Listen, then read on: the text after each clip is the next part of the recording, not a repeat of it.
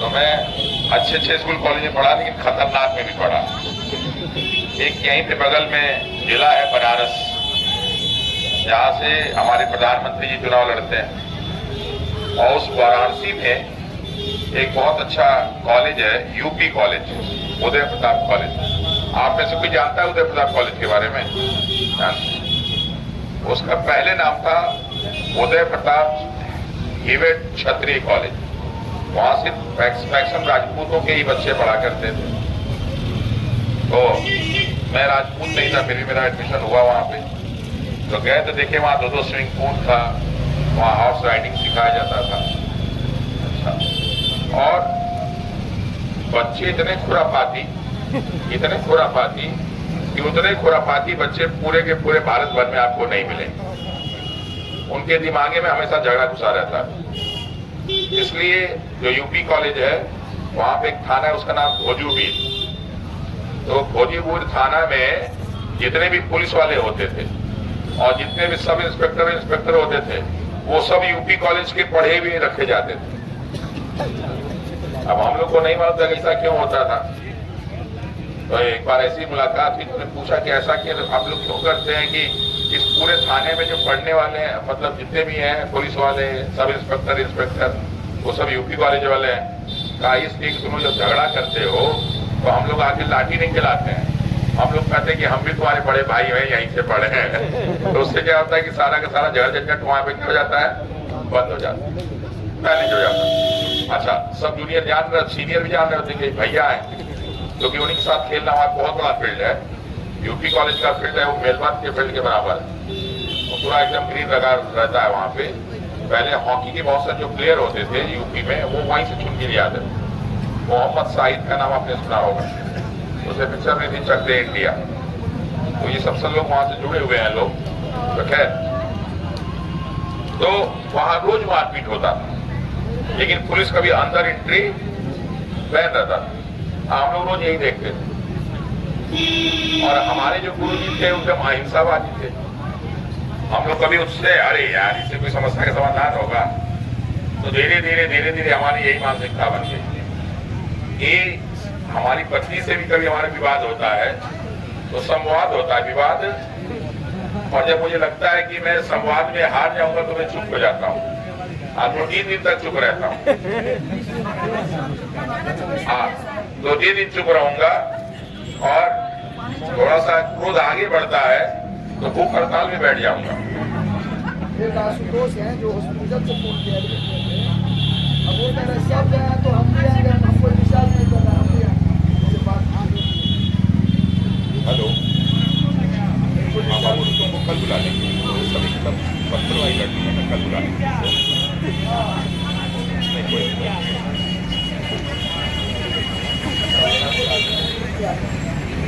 ये सब एकदम सब गर्म खून वाले, इनको ठंडा करना। हॉस्पिटल बैठा हुआ है, कहा सर हम भी आएंगे, अपने बैठ वही चुपचाप। तो जब मुझे लगता है कि विवाद आगे बढ़ जाएगा तो मैं फिर भूख हड़ताल बैठ जाता हूँ, बाहर खा के चला तो मैंने कुछ खाया नहीं। तो पत्नी और माँ और बेटी, ये 3 ऐसी होती हैं जो खाने पे ध्यान रखती। क्योंकि मैं अपनी माँ का सबसे छोटा बेटा हूँ, तो नहीं खाता हूँ तो मेरी माँ बड़ी दुखी हो जाती है। अपनी पत्नी का मैं इकलौता पति हूँ, तो वो भी बड़ा ध्यान रखती है। बेटी मेरी कोई है नहीं तो खैर प्रश्न ही नहीं। तो जब मैं भूख हड़ताल कर लेता हूँ तो वहीं पे समझौता हो जाता है। अरे इतनी सारी है सब, तो खाना बना के तुमको लिखे आती नहीं हो भाई। हम सुबह नहीं खाना खाते, शाम को खाते हुए मेरी पत्नी बना के भेजती है। तो ये सब बेटियां हैं, सब 2 रोटी बना के लेते हैं करो। शाम के लिए 2 रोटी कम से कम चाहिए हमें। मतलब क्या है कि मैं इसलिए नहीं खा रहा हूँ, उसके पीछे बहुत बड़ा कारण है।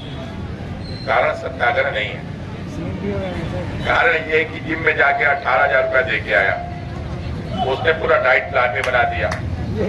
लेकिन मैं सुबह से इतना व्यस्त रहता हूँ कि जो है क्लास से फुर्सत ही नहीं मिलती है, तो आज जिम नहीं जा पाता हूँ। रोज बहाना बनाता हूँ, रोज फोन करता भैया कमाए, क्योंकि मौका बढ़िया मिला है, पूरा 18,000 यहाँ वसूल हो जाएगा। इसीलिए हमने कहा कि तुम अच्छा आप जब लंबे समय बैठते हैं ना, खाए रहेंगे तो बैठ नहीं पाएंगे।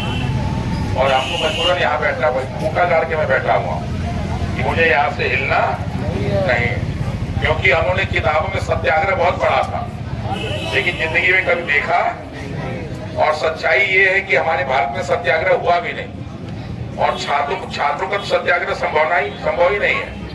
ये तो हर एक घंटे में उबाल मारता है, हर एक घंटे में। हाँ, टेम्पू वाला 1 रुपया ज्यादा मान लिया तो पूरा दिन शुरू हो जाएगा। होता है कि नहीं होता? कोई बाइक वाला गाड़ी में ठोक दिया, वहां से हो जाता है।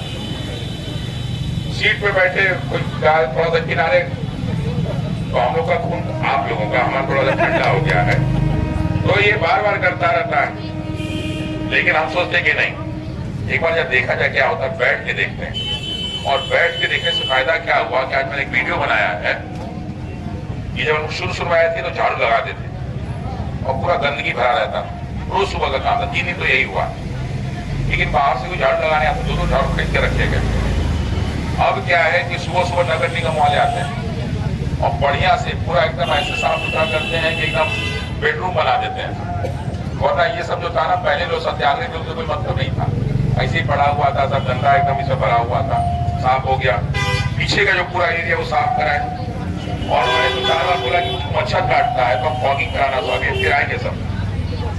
बोले पप्पू यादव जी आए थे, मच्छर में सोए हुए, हम कहीं यहाँ नहीं हुआ, तो आप जाके सोए हुए थे, मच्छर को उनको काट रहे हैं। और हम लोग का पूरा देखिए, पूरे माथे पे, पूरा पैर में, हाथ में सब लाल लाल दाना बना हुआ, जबकि मेरी आदत है कि मच्छर में हम सो नहीं पाते थे और यहाँ आनंद आने लगा।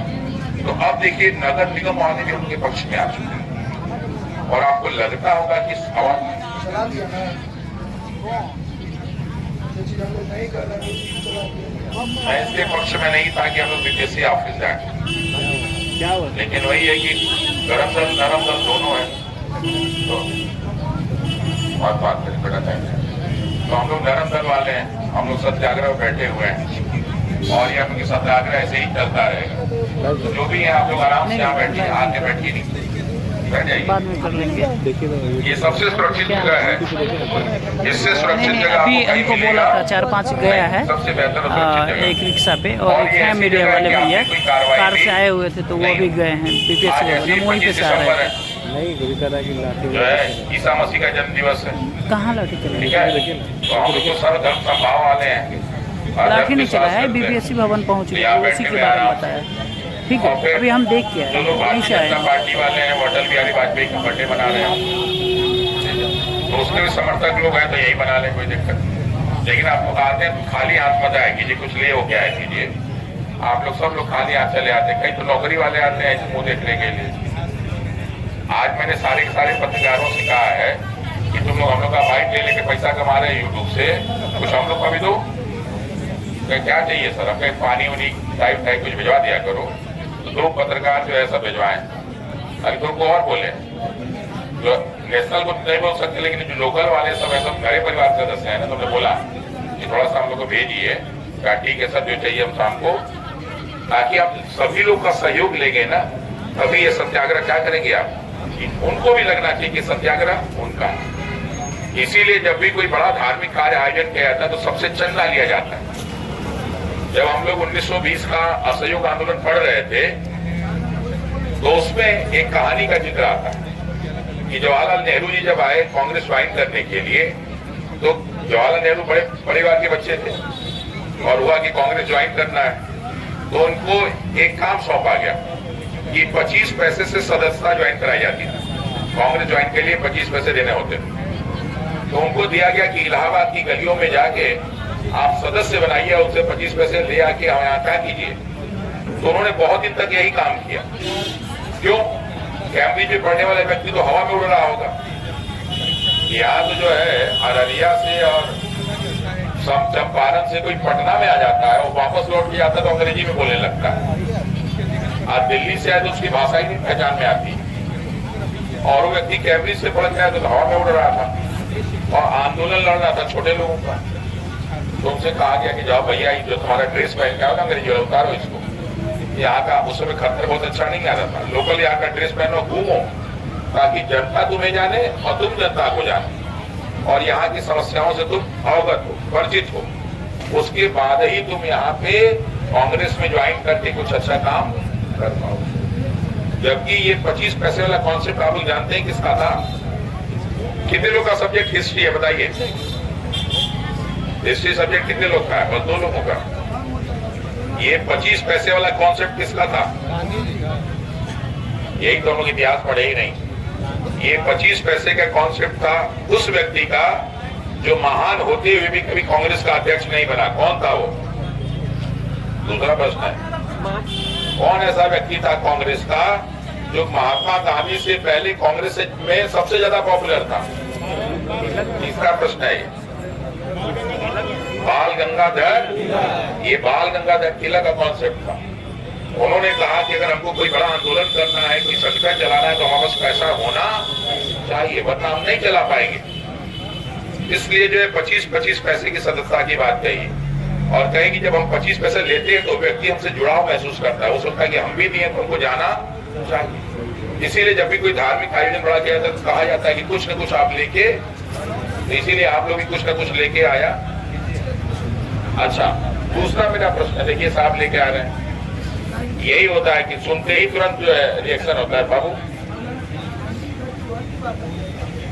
दूसरा आप सभी से प्रश्न है, हमारे गांधी जी ने शुरू किया था बहिष्कार, जिसमें वस्तुओं को जलाया जाता था और विदेशी वस्तु का उपयोग नहीं किया जाता। बताइए ये कॉन्सेप्ट कहां से आया है? मुझे विश्वास है किसी को नहीं मालूम कॉन्सेप्ट। संजीवनी पेपर नहीं, ये कॉन्सेप्ट किसका था कि हमें विदेशी वस्तु का उपयोग नहीं करना है? जो बता देगा उसको 101 रुपए का पुरस्कार मेरी तरफ से। अरविंद घोष सर। कौन? नादूराम गोडसे नहीं था। अरविंद घोष।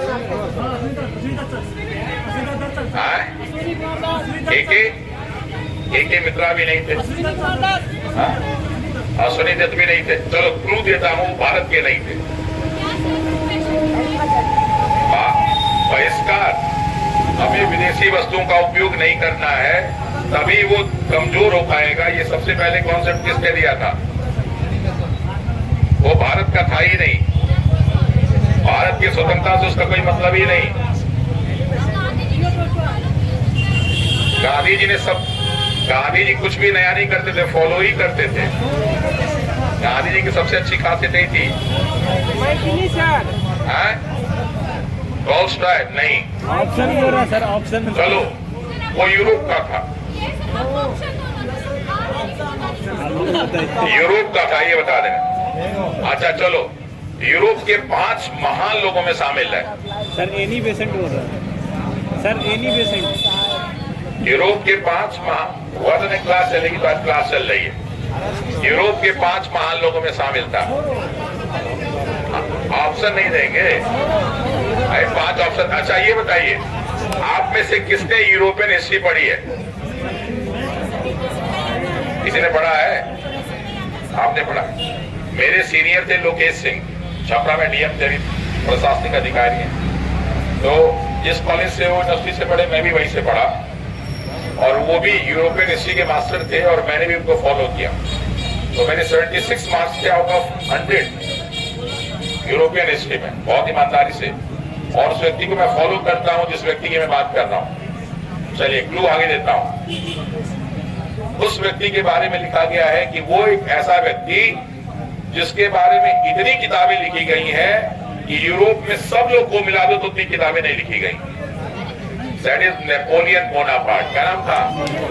Napoleon Bonaparte. उसके बारे में आप पढ़ेंगे तो वो इंग्लैंड को नहीं हरा पा रहा था, तो उसने कॉन्टिनेंटल सिस्टम लाया, महाद्वीपीय व्यवस्था, कि हम लोग इंग्लैंड की किसी भी वस्तु का उपयोग नहीं करेंगे। लेकिन उसका वो सिस्टम फेल हो गया। क्यों? क्योंकि जो है वो इंग्लैंड सारी वस्तु इंडिया से लेके जाता था और उसकी वहां बहुत जरूरत थी, और वो सारी वस्तुएं, देखो यही सब प्रूव करती हैं कि हमेशा इंडिया बाकी लोग से बहुत ऊपर था।